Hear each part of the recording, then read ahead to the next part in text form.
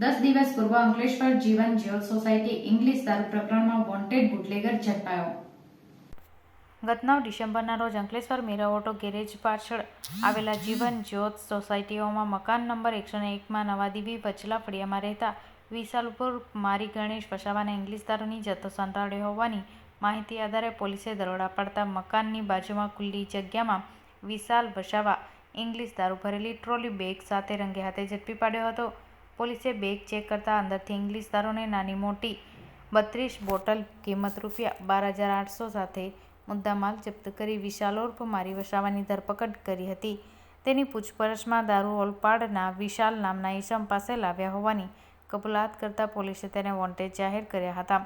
પોલીસે ઇંગ્લિશ દારૂ આપનાર સુરતના સાયન્સ સ્થિત વિશાલ સખારામ ભાડે અંગે ચોક્કસ માહિતી આધારે ઝડપી પાડી અંકલેશ્વર લઈ આવી હતી. તેના રિમાન્ડની તજવીજ શરૂ કરી હતી.